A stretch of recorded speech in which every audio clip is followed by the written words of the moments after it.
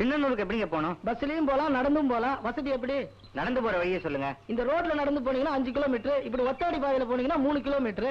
ரொம்ப தேங்க்ஸ்ங்க. பரவாயில்ல, வச்சுக்கோங்க.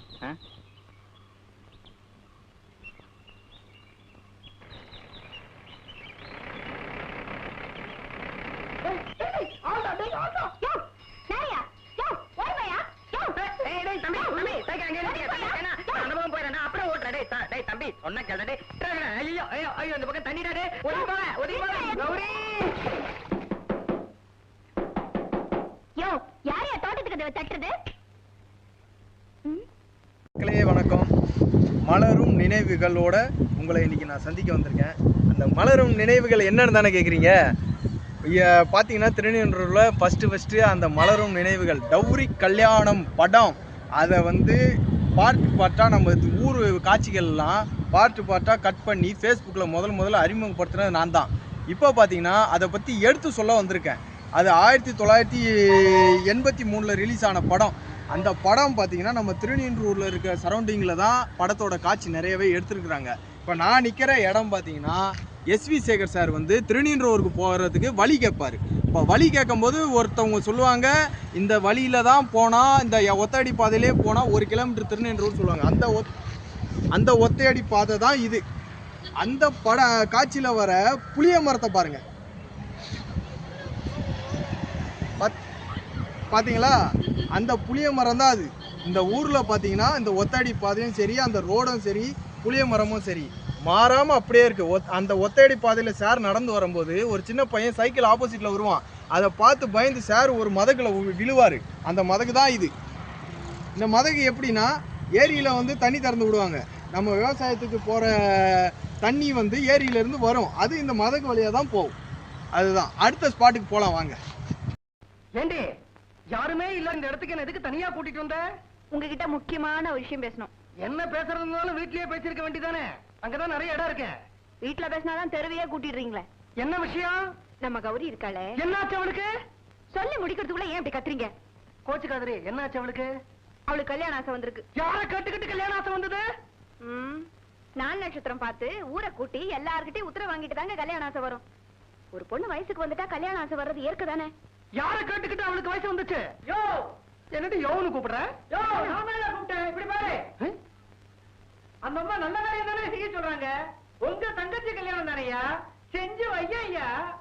என்னடி இது ஊரே கூடி இருக்கு? இவங்க எல்லாம் எப்படி வந்தாங்க? அங்கேயே கேளுங்க. அங்கேயே கேட்கட்டா? ஆமா, நீங்க எல்லாம் எப்படி வந்தீங்க? ஏரிகிற மண்டபத்துல ஏதோ திடீர்னு சத்தம் கேட்டுச்சு.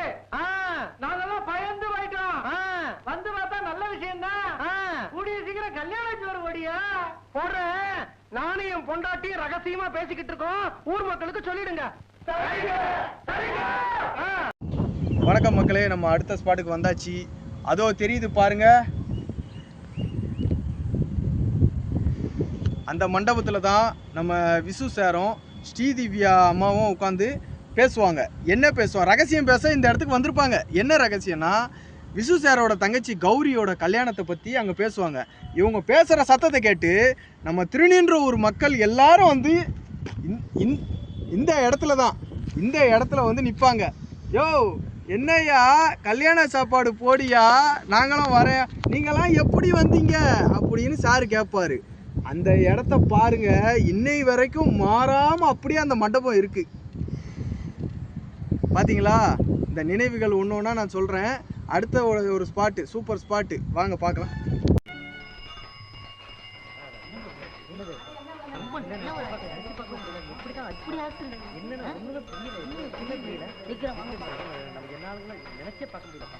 எல்லாரும் எங்க போறீங்க? பலசர கடை வச்சிருக்காரு ராவுத்தர், அவருக்கு ஆக்சிடென்ட்.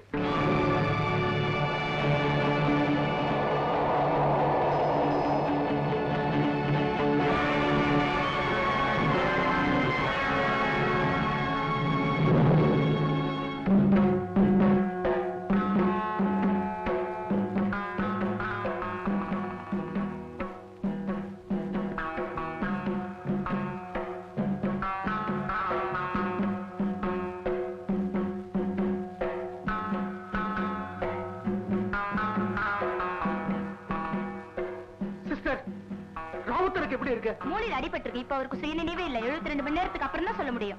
22 மணி நேரமா? என் தங்கச்சிக்கு கல்யாணம் இன்னும் 48 மணி நேரத்துக்குள்ள நடந்தாகணும்.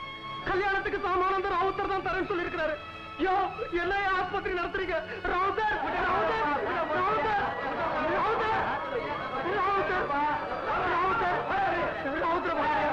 ராவுத்தர் பாக்கலையா? தங்கச்சிக்கு கல்யாணம் ராவுத்தர் சமாச்சாரம் சொல்லிருக்காரு. தங்கச்சி அடுத்த ஸ்பாட்டை பாருங்க மக்களே.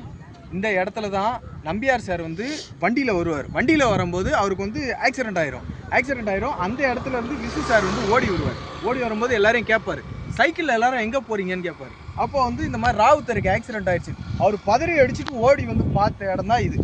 புல்லட்டில் வந்த ராவுத்தர் ஆக்சிடென்ட் ஆகி செத்து கிடப்பார் நம்பியார் சார். அந்த இடம் தான் இது பாருங்கள். அதுவும் இன்னும் மாறவே இல்லை பார்த்தீங்களா நம்ம ஊர். வாங்க நீங்க 4 பேர் அந்த வண்டியில வாங்க.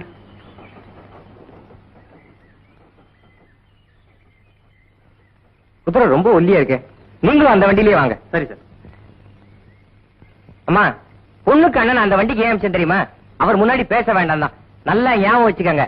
சட்டை கைய மடிச்சு விட்டேன்னா பொண்ணு எனக்கு பிடிச்சிருக்குன்னு அர்த்தம். கைய மடிக்கலன்னா பொண்ணை பிடிக்கலன்னு அர்த்தம். புரியுதா? தெரியுண்டா கண்ணா, எத்தனை தடவை சொல்லுவேன். இத பாருங்க, வழக்கம் போல பைத்தியத்தனமா அங்க வந்து கண்ணா பின்னான்னு பேசாதீங்க. கோவக்கார மாதிரி உருன்னு உட்கார்ந்து இருக்கணும். நான் என் புருஷன் ரொம்ப கோவக்காரன்னு சொல்லி சமாளிச்சுக்கிறேன். புரியுதா? சரிங்க. இந்த சரிங்கிற பழக்கத்தை அச்சரப்பாக்கத்தோடு விடுங்கன்னு எத்தனை தடவை சொல்றது. அவங்க முன்னாடி தைரியமா வாரி போறி நான் அதட்டி. வணக்கம் ஃப்ரெண்ட்ஸ். நம்ம எஸ்வி சேகர் சார் வந்து திருநின்ற ஊரில் ட்ரெயினில் வந்து இறங்கி அவருக்கு வந்து பொண்ணு பார்க்க போவாங்க நம்ம ஊரில். அப்போல்லாம் நம்ம ஊரில் பார்த்தீங்கன்னா குதிரை வண்டி தான். அந்த அழகான காட்சியை வந்து நீங்கள் பார்த்துருப்பீங்க, வீடியோவில் பார்த்துருப்பீங்க. இப்போ பார்த்தீங்கன்னா நம்ம திருநின்ற ஊர் போர்டு மட்டும்தான் மாறலை, மற்ற எல்லாமே சுற்றி எல்லாமே மாறிடுச்சு. அந்த குதிரை வண்டியும் இல்லை, அந்த பஸ் ஸ்டாண்டும் இல்லை, அந்த ஆட்டோ ஸ்டாண்டு மட்டும் இப்போது வந்து புதுசாக ஆட்டோ ஸ்டாண்டு வந்திருக்கு. ஆனால் அந்த மரம் மட்டும் இருக்குது. நிறைய விஷயம் மாறி இருக்குது பாருங்கள். திருநின்ற ஊர் போர்டு மட்டும் தான் அப்படி இருக்குது.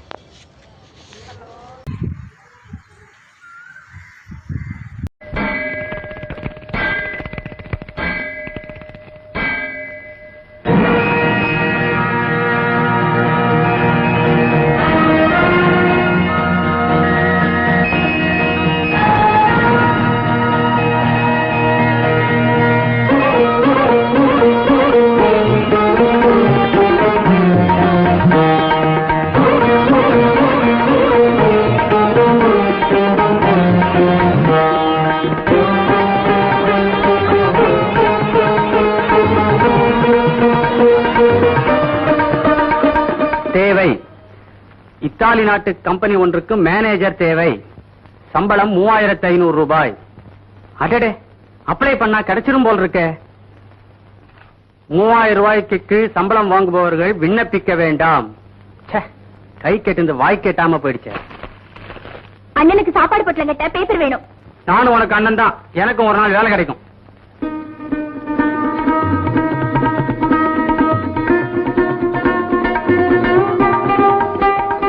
போலாமா? ஆபீஸ் போகணும் ஆசை இருக்குல்ல, ஏற்கனவே லேட்டு. அண்ணே, 3 ரூபா பணம் வேணும். எதுக்குடா 3 ரூபா? ஆவடிக்கு போகணும். எதுக்கு ஆவடி? ஆர்மிக்கு ஆள் எடுக்கிறாங்களாம். துப்பாக்கி சைஸ் கூட உனக்கு என்ன ஆர்மி? போலாம்.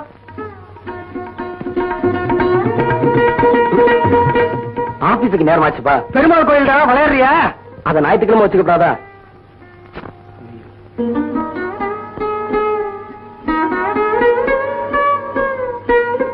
ஆபீஸ் இன்னைக்கு இருக்கும், நாளைக்கு போகும். போலாத ஆபீஸ்.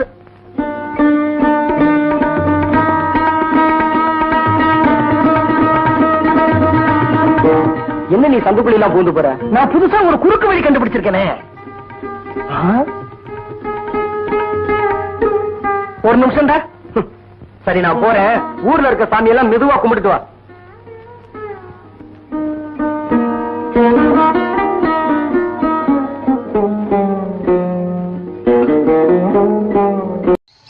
மக்களே, நம்ம எங்க வந்திருக்கோம் பாருங்க.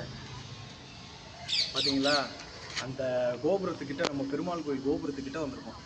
விசு சாரும் நம்ம விஜயகாந்த் சாரும் இதை தெரியுது பாருங்க. இந்த வீட்டில் இருந்து தான் சைக்கிள் ஓட்டிக்கிட்டு வருவாங்க. அவங்க என்ன பண்ணுவாங்க, அவங்க ஒரு இடத்த நோக்கி போகும்போது கோயிலாக விசு சார் வந்து விஜயகாந்த் சாரை கூட்டிகிட்டு போவாங்க. அப்படி வரும்போது வந்த இந்த சந்து தான் இது. பெருமாள் கோயிலுக்கு பாரம்பரியமாக இருக்க சந்து இது. அப்படி வந்து தான் பெருமாள் கோயிலில் போய் சாமி கும்பிடுவாங்க, ஒரு ஒரு கோயிலாக போடுவாங்க. அப்போ இங்கே வந்து ஒரு விநாயகர் வரைஞ்சிருக்கும் இந்த செவத்தில். இதுலேயும் நிறுத்தி சைக்கிளை நிறுத்தி இங்கே சாமி கும்பிட்டு போவார் விசு சாரும் நம்ம விஜயகாந்த் சாரும். மக்களே, அந்த வீடியோவில் நான் சொன்னேன் பார்த்தீங்களா, விசு சாரும் விஜயகாந்த் சாரும் சைக்கிளில் வெளியே கிளம்புவாங்க, ஒரு இடத்துக்கு கிளம்புவாங்க. அந்த வீடு தான் அது பாருங்கள்.